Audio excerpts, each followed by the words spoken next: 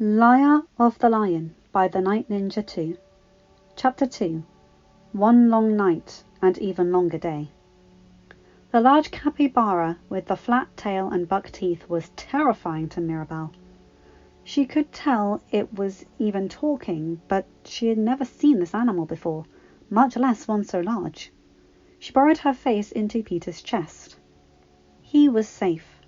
Kind of like Papa, but less clumsy. Susan noticed that Mirabel seemed scared of Mr. Beaver, but had no idea how to reassure the little girl that she was safe. Thank goodness for Mrs. Beaver and her cooking.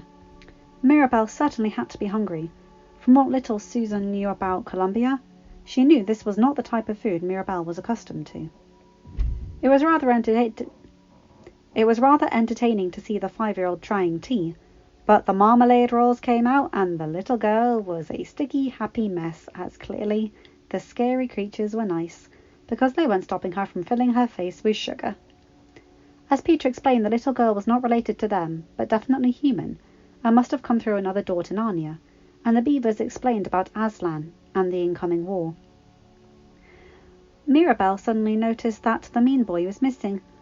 "Don't you with tu hermano?" she asked. "What?" Susan asked. "I think donde means where, and I know hermano is brother." "Wait, where's Edmund?" Peter asked. There was a flurry of activity, suddenly, as Mirabel heard a scary sound, just as she put another sugary treat into her mouth, before flinging herself in at Peter's side in terror. The sound was like angry dogs, and it was getting closer. Everything was a blur. Well, when she got brave enough to look at something other than Peter's coat. They were running away from the cozy, safe home and the yummy food, and back into the scary winter night. She felt Peter shove her and Susan's arms, and push them both into something. A hole? The night passed slowly, Mirabel falling into a fitful sleep, snuggled against the two oldest Pevensies. She doesn't seem to be questioning the evidence of magic, and the fact that she isn't in her own world anymore. I wonder if her world has magic? Lucy asked quietly. Mirabel woke to the sound of sleigh bells, and everyone seemed terrified at first. Mr. Beaver left their hiding spot to see if the coast was clear. The next thing Mirabel was aware of was him shoving his head back in excitedly and startling everyone. She climbed out of the hole following Peter and saw the most wonderful thing a child of her age could ever hope to catch sight of. "Nino Dios!" she exclaimed excitedly. "Ho, ho, ho! I was not expecting to see little Mirabel Madrigal here in Narnia. My gift to her might not come from a magic candle, but I think she will like it," laughed Father Christmas. "Forgive us, sir, but magic candle? Is there anything you can tell us about her? We don't speak much of her language," said Susan. "I will let her explain it. I will give you a way to be able to understand her, but you will all need to learn each other's languages as well. I can tell you are already attached to her. She needs a supportive family like you," said Father Christmas. Then it was time for presents. Each of the Pevensies, apart from Edmund, who wasn't there, of course, got a lion head-shaped pendant that allowed them to understand Mirabel and talk to her. Then they got the real gifts. For Peter, a sword with a hilt of gold and a shield. For Susan, a bow, in which she believed it would not easily miss, and a arrow quiver and a small ivory horn that would call for help no matter where she was. For Lucy, a dagger and a cordial of fireflower juice, which would revive someone even from the brink of death with a single drop. For the Beavers, a Christmas feast and a sewing machine which Mirabel looked at with longing. And, finally, Mirabel was handed a small golden lyre with lion relief work. "When you play this lyre, all your friends and allies will feel hope, no matter how astronomical the odds are, and those you see as bad will be afraid and worried of their odds. With the lowest chord, you will hear an echo of Aslan's roar. With the highest chord, you will hear a lamb's bleat," said Father Christmas in perfect Spanish. "But I don't know how to play this. Is it like Tio Felix's tipple?" asked Mirabel. "A little bit. but you will feel its magic teach you how to play it. And do not worry about what you play. All that matters is who hears it," said Father Christmas. Mirabel hugged him. She had a type of magic all her own now. "Ho ho, I must be off. 200 years and the gifts tend to pile up. Spring is almost here." Father Christmas laughed as his sleigh sped away.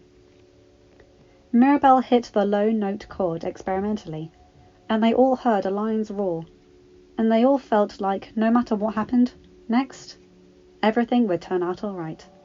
Mirabel giggled at the warmth that flooded through her despite the cold air. She happily plucked away at the strings as the others talked about where to go. The higher notes seemed to call to her, and she let the magic guide her fingers.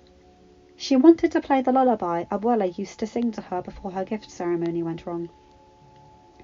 Lucy turned to the little girl happily playing with her gift. "That's pretty. What song is that?" asked Lucy. It was strange hearing English in her head, but a different language on her lips. "Two caterpillars. My abuela used to sing it to me before the family candle didn't give me a gift," said Mirabel.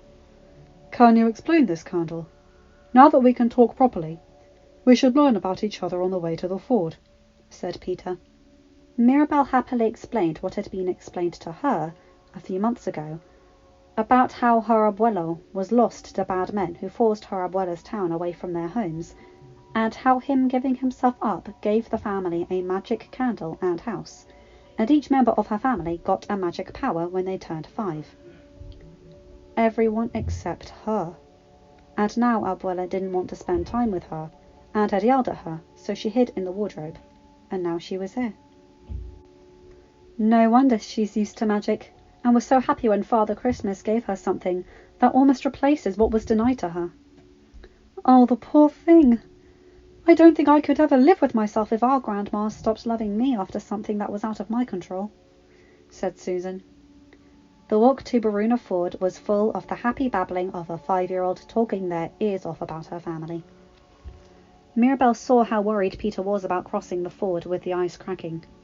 Mirabel played the lion roar note on her lyre to give him confidence. She giggled a bit as she slid across the ice. She was light enough that it wasn't cracking under her, and she ran across before anyone could stop her. Everyone breathed a sigh of relief as she made it safely across, giggling. Then she watched in terror as the ice began cracking below the others, and Peter called for her to stay where she was. She had to do something, though. Everyone was scared. She strummed her lyre frantically. No particular tune, just the frantic playing of a scared little girl who knew she could at least make the situation a bit less scary. Once she saw everyone was safe, she stopped playing. She took off her coat because she was getting hot. She looked over the hillside and saw a camp in the distance. She wanted to run into that camp because it felt like something wonderful was there, but she knew she needed to wait for the others. She decided to sit in the grass and practice her lyre. It was the closest thing she had to a power, after all, and she was determined to figure out the best way to use it to help others as her family did with their powers. Entering the camp with the others felt like something out of one of the mythological books Louisa loved. Centaurs, minotaurs, nymphs, and so many other creatures staring at the Pevensies, not really looking at her. Then everyone started bowing, and a large cat that she had only seen in books stepped out of the big tent. Her eyes widened. There was something familiar about the way the lion talked and acted. She was barely paying attention to them all asking the lion for help in getting the mean boy back. She just knew this lion was familiar. Then the lion turned to her. "Littlest Madrigal, do you know who I am?" asked the lion, getting down to her level. "I think so, but I'm having trouble remembering where I know you from," said Mirabel. "Come to me, child," said the lion. Mirabel walked over and snuggled into the lion's fur. "Little one, your arrival in Narnia was unexpected, but I know it will benefit you to stay as an adopted sister of the kings and queens. You will be Narnia's princess," said Aslan. She smiled. The lion felt safe to her. even though something told her that he was merely just good and not safe. She yawned, tired after such a rough 2 days, and she was comfy curled up against the great lion. Going back home would mean facing a very angry abuela, but here was love and protection, even greater than her mama and papa. Someone even stronger than Louisa. And then she knew Sunday school was right about how good the Son of Dios was. End of chapter. Hi guys, hope you enjoyed this one. I love this idea. This is what the entire story is based on. The little lyre, for those of you who don't know, is a small handheld harp. I know most of you will probably know, but just in case there are some listening who don't. And I like that Mirabel is drawn to this magic because she knows what it is because of the Encanto. And I'm just going to say, for the religious stuff, I'm not going to go too far into it. I know that Narnia is a massive religious allegory and that Aslan is Jesus in the eyes of the author. But I will, I'm not going to go into that, So anyway, you guys know the drill. Like, comment and subscribe and hit that bell to get notified whenever I upload a new video. Have a good day, night or whatever time zone you're in. Take care my guys, gals and non-binary pals. I'll see you in another video. Bye!